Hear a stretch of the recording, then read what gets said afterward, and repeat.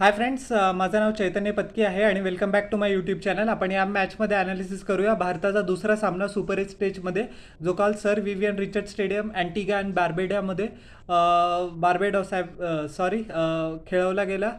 भारत बांगलादेश, आणि भारताने हा मॅच 50 धावांनी बांगलादेशचा धुव्वा उडवला. 50 धावा हे T20मध्ये खूप मोठं मार्जिन असतं आणि तिन्ही डिपार्टमेंटमध्ये आपण राईट फ्रॉम द स्टार्ट बांगलादेशला कम्प्लिटली आउटक्लास करून टाकलं.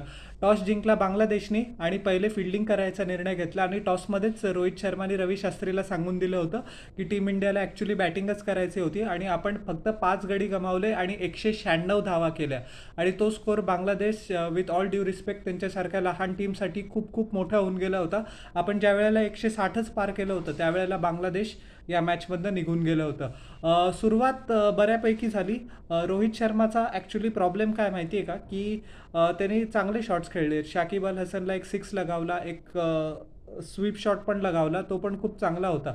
पण तो ज्या वेळेला पुल शॉट किंवा हुक शॉट मारायचा प्रयत्न करतोय, मी माझ्या लास्ट व्हिडिओमध्ये पण हीच गोष्ट सांगितली की तो त्याचा शेप आहे ना तो लूज करून देतोय, ज्याच्यामुळे त्याला ती बरोबर टायमिंग होत नाही आहे आणि बॉल 6 किंवा 6मध्येच जातो. ज्या वेळेला रोहित शर्मा टाईम करतो, तुम्हाला काही वेगळं सांगायची गरज नाही, पण टायमिंग होत नाही तर टॉप एज बॅटचं लागतं किंवा एकदम बॉटम ऑफ द बॅट बॉलला कॉन्टॅक्ट होतो आणि तो आउट होऊन जातो वरती एकदम स्काय हाय कॅच देऊन. सो एक थोड्याशा टेक्निकल ॲस्पेक्टवर त्याला काम करायची गरज आहे. मी लास्ट व्हिडिओमध्ये पण हेच सांगितलं होतं, त्याची काही इम्प्रूव्हमेंट मला दिसली नाही. होपफुली ऑस्ट्रेलिया विरुद्ध ती इम्प्रूव्हमेंट दिसणार आहे.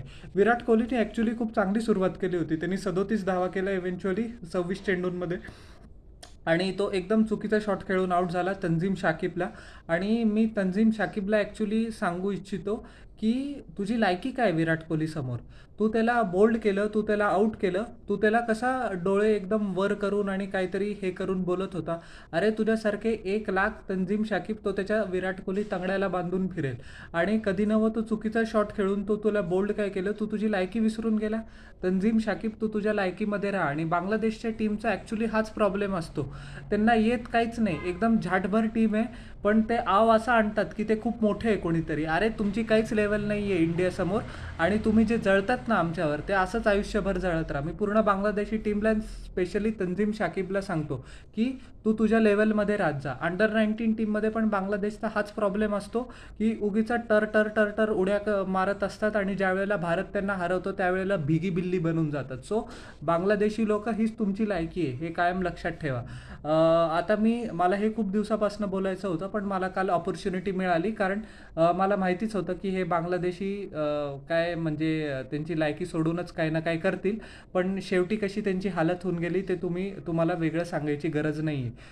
सो त्याच्यानंतर सगळ्यात चांगलं गोष्ट झाली कालच्या मॅचमध्ये, शिवम दुबेला त्याचा कॉन्फिडन्स परत मिळाला.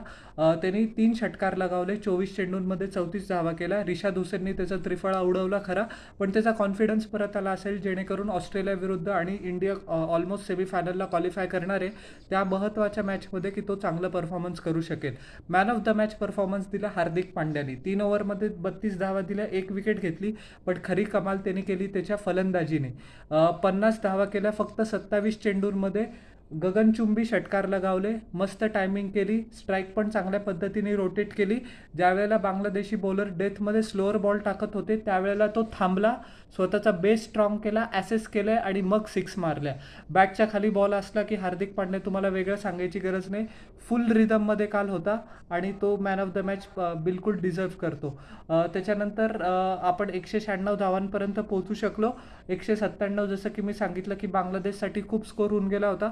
बांगलादेशनी स्कोर केला 146 आणि 8 विकेट्स त्यांच्या पडून गेल्या होत्या.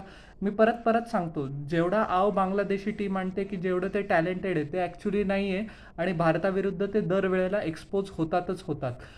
जसप्रीत बुमराहनी खूप उत्कृष्ट बॉलिंग केली, 3 विकेट्स घेतल्या. कुलदीप यादवनी पण एक्सेप्शनल बॉलिंग केली मिडल ओव्हर्समध्ये. 4 ओव्हर्समध्ये फक्त 19 धावा दिल्या आणि 3 विकेट्स घेतल्या. कम्प्लिटली बांधून टाकलं बांगलादेशी बॅट्समनला. त्याचे जे व्हेरिएशन्स आहे, पिचनी पण असिस्ट केलं, कारण तो एकदम जीव लावून बॉलिंग करतो, एकदम मन लावून बॉलिंग करतो, आणि त्याचं परफॉर्मन्स, त्याचं फळ त्याला ॲक्च्युली मिळतंच आहे. रवींद्र जडेजानी आणि अक्षर पटेलनी परत जे जे कंटेनिंग जॉब करतात ते चांगल्या पद्धतीने केलं.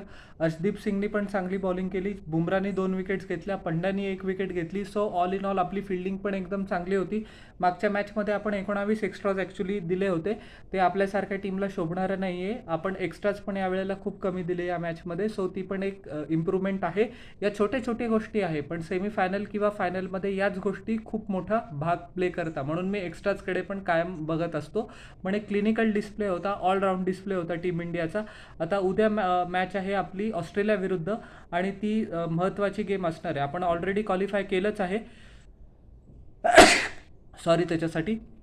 बट हे बघणं औत्सुक्याचं ठरेल की आपण त्या मॅचला अप्रोच कसं करतो. सो तुम्हाला माझे या मॅचवरचे ॲनालिसिस कसे वाटले जरूर न चुकता खाली कॉमेंट सेक्शनमध्ये सांगा. आणि माझ्या यूट्यूब चॅनलला लाईक, शेअर आणि सबस्क्राईब करा आणि बेल आयकॉन प्रेस करा पुढच्या नोटिफिकेशनसाठी. भेटूया नेक्स्ट व्हिडिओमध्ये. Till then everyone, bye.